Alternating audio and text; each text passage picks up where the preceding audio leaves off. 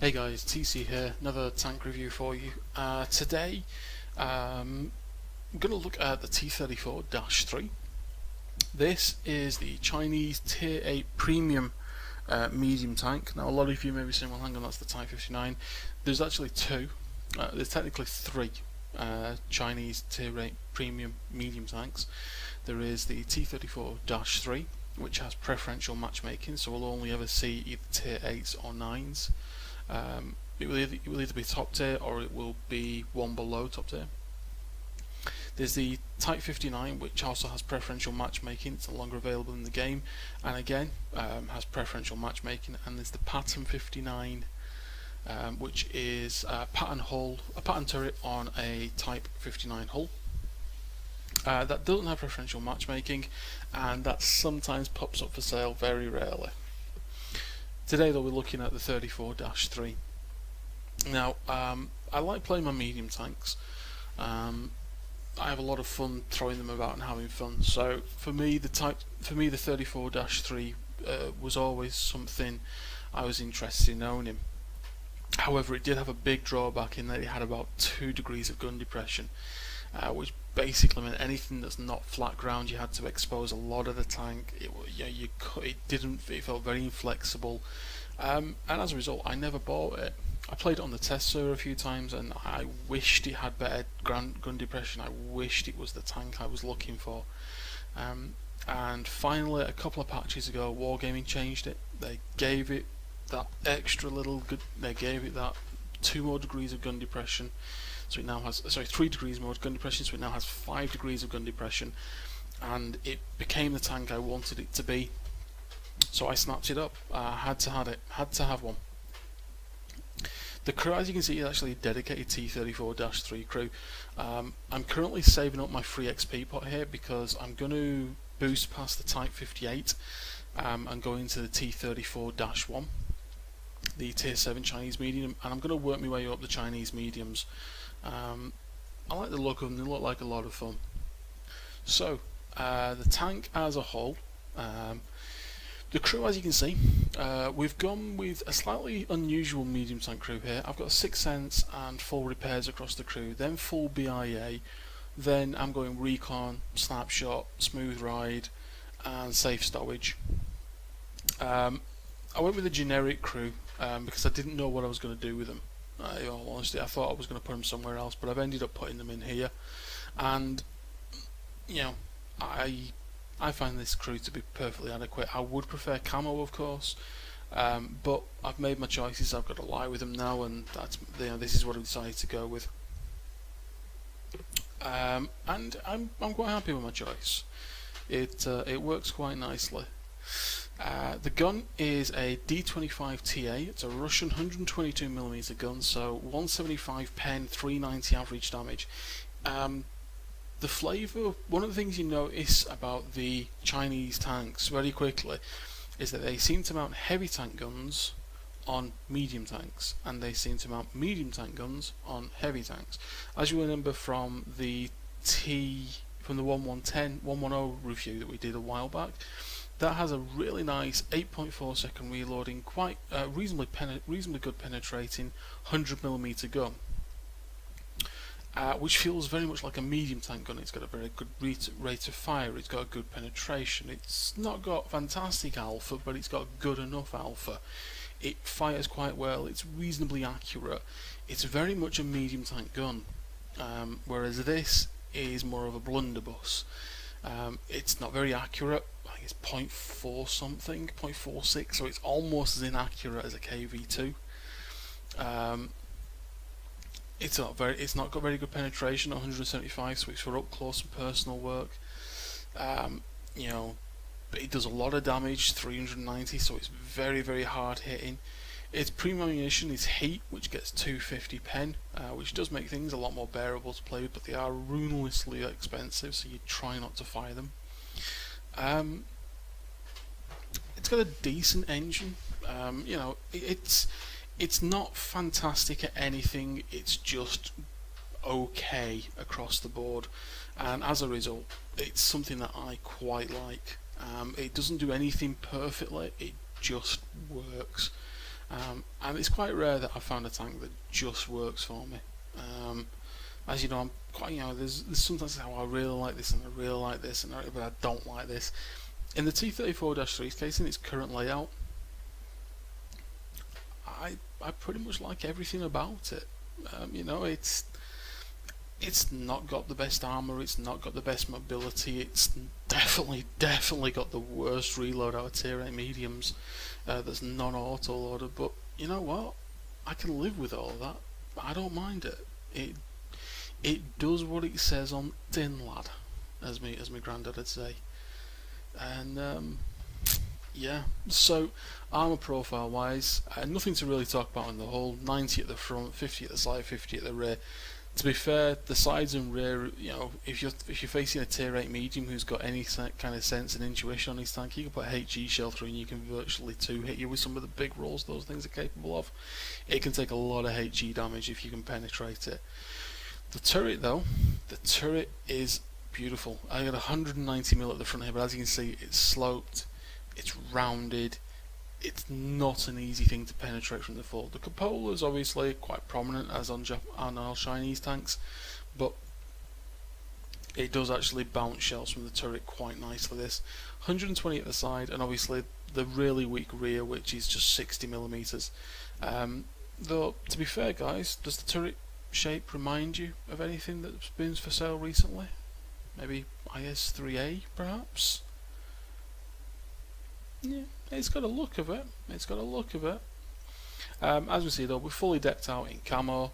The Union Jack's proudly emblazed on the side of it. I run it with a heavy tank equipment setup, so vents, V-stab, and a large caliber tank gun rammer. I probably will stick with this setup because the gun's not particularly accurate and yada yada etc. As we said before about the gun, it's a heavy tank gun, so play it like a heavy tank.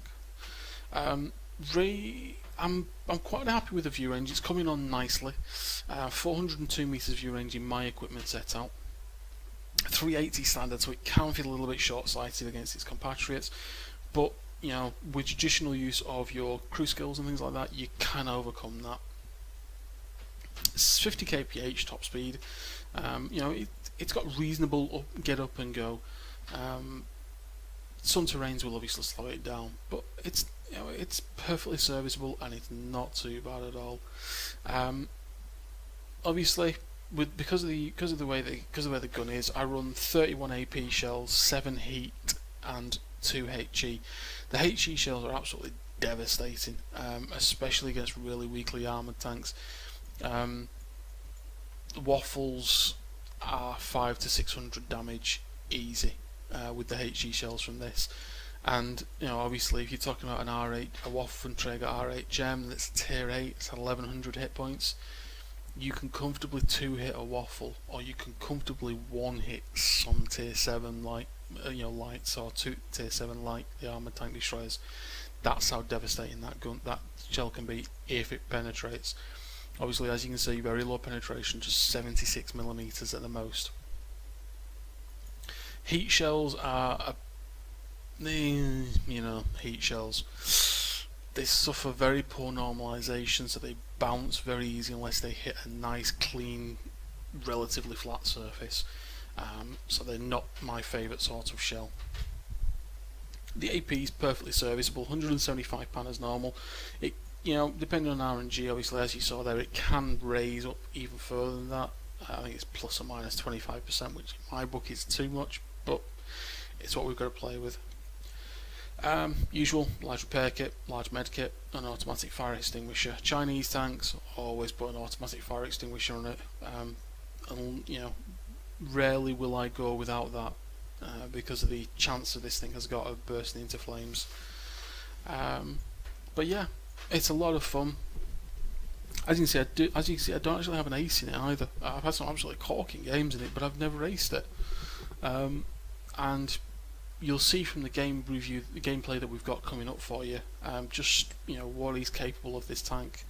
So I've waffled on about, and I've talked enough about this. Let's see it in action. Okay, guys, here we go. As you can see, quite a standard matchup here for a Tier 8 Premium tank. Speed up the replay as usual. As you can see, Tier 8s, Tier 7s, and a couple of unlucky Tier 6s, but it's unfortunate for them. We're on the steps map. Quite a nice, open, reasonably nice map. Slow it down to standard pace for you. As you can see, a bit of a traffic jam getting off the cap here. Like I said, the 34-3 isn't too bad at all. It's not a particularly fast medium, but it's not too bad either. As a medium tank, I like to use the 8-9 line quite a lot. So I'm going to go over this side. We've got a T150, a KV85, and an ARLV39 in support of us on this side. I'm not being particularly careful in my approach over this side. I am using quite open area. I'm trying to maximise speed across land. I am using the rock in front of me, as you can see, just in case anyone poking around the ridge in front of me. To try and mask an approach down into here. The Rudy, obviously we know he hasn't spotted because we do have 6th sense, and it would have gone off by about now. So straight around the corner, auto aim, bang, 328 damage, and Bert follows up with 192. As you can see, there's a VK30-2M in the background there. We go for an auto aim, he disappears, we pull around the corner. We land a good shot into the Rudy, but we do take a shell in the side from the VK30-1D, and that takes out our ammo rack. So straight away, repair kit used and back in. Aiming where the VK30-2D is. Blind shot in there. As you'll see in a bit, that blind shot actually does hit where he last was located. I fall back and rotate up here. As you can see, like I said, it's not, it's good enough. It gets up the hill, it does the job. So we're going to push forward now. I'm keeping an eye out for that 30-1D, who's last seen camping over on that side. I'm looking to get spots on him. There he is. As you can see, we landed a really good meaty shell into him. Again, bit of auto aim. The shell, we shouldn't have snapped that shot. As you can see, even with 5 degrees of gun depression, we did miss. Don't really know what's going on with this VK, but we wait. A little bit of luck there. The shell could have gone anywhere because we were moving. Dispersion's not fantastic, but 2 Tier 6s taken out of the game already there. It's unfortunate for them, but it is what it is. Now I'm going to push forward into the cap area. We spot the artillery. I was raging at this shot as well, guys, because as you said, 390 average damage, and what was that damage roll? Really, game? 333? 8 out of 10 times that GW Panther would have been a one shot, but unfortunately for us, RNG wasn't on our side with that shot. Unfortunate Churchill 7 camping base. Very lucky with that shot, because as you can see where my aim was, I was actually aiming at that armoured pouch at the side of the tank, so I have to be very careful not to hit that, else that will bounce. Some really nice damage rolls there. We've taken 791 hit points off that Tier 6 heavy tank. As you can see at range, we wait for the aim and we plant a really nice shell there for 414 damage into the side of the T69. We bounced a couple of shells back from the VK there. Another bomb from the T69 there. I tried to feather a shot here, but as it is 0.46 accuracy, it just goes completely to the heavens. 2.4k of damage and 2 kills done so far. The team's this is a really short game. The team is just absolutely wrecking face. The VK is on 516 hit points there. One shell and a really strong ram there for 122 means we take out the VK. It's a brutal tank when it gets a chance to do that. 2.9k of damage done so far. Looking for the kill on the T69 here. As we see, he's obviously on reload and falling back. We pop up, bit of auto aim. The gun was aimed there, and that's it. Less than 5 minutes, 4 minutes 20 seconds. Game over. 4 kills. Post game results time. Post game results for that game. Yeah, very quick game, very brutal. As you can see, it's only a first class game as well. Duelist Fighter, Fire for Effect, 109,353 credits earned from that game, with 3,683. That was a double for the first game, and we got the High Caliber award as well. As we can remember, the VK3001D there, we did actually fire 2 shells and take him for his entirety of his health of 770 there. So we did get a really good damage roll on our first shell in on that blind shot. If we go to the team scores, as we can see, top of the team for experience, there were a base experience of 1169, which is actually really cool, and 3,434 damage dealt in that very short space of time, with 4 kills taken. I think we top on the team for damage. Yep, there we are. We top on the team to damage there, with our fellow tier 8 heavy, there at the top of the IS3. And going to our detailed reports, as you can see, 12 shot fired, 10 hit, 10 penetrated. We fluffed a couple of shots, disappointing. Would have expected them to hit, but it wasn't meant to be. You know, we blocked 650 damage. It was very low caliber shells coming back at us there. You're talking about 75mm from the Churchill 1 and the VK, so you know we're not going to block a huge amount. The 90mm from the T69 did also ricochet off the turret, as you saw before, so it's okay. However, credit earning, which is why people get tier 8 premiums, as you can see, we had to pay out a little bit of money for the repair of the vehicle. Ammunition was a whopping 12,300, which, you know, you're basically just over 1,000 credits per shell for this thing. So you do need to rack the damage up to get a good return. And we did have to burn the large repair kit when we took our ammo rack out, otherwise we would have had a horrendous reload. So overall though, 72,142 credits is a good return for a tier 8 premium. A lot of other players you'll see will get a lot more money out of this tank, and it is possible. I just haven't yet, I'm afraid. 4 minutes 23 second game there, not long at all to rack up that kind of money. So I mean, you know, you can see why tier 8 premium money makers are so widely played in the game. You know, even on a standard account you would have made nearly 36k there.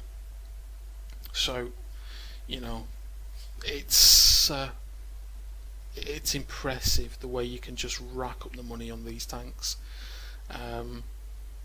and have a lot of fun doing it. Be warned, Wargaming have openly said they are removing preferential matchmaking tier premium tanks from the game, so if there are any that you do not own, beg, steal or borrow, because they won't be around for much longer, guys. If you're in the market for a premium medium tank and you're considering the Super P, the CDC, the M4 Reval, the 4202P, or the T34-3, I love the T34-3. I find it works very well for my playstyle. Yours may vary, but it works really well for my playstyle, and it's a lot of fun. So, gonna call the review there. If you're new, like, subscribe. We'd love to have you sticking around. Give the video a thumbs up if you think it's worthy, and hopefully I'll catch you on the next replay. Cheers, guys. Catch you later.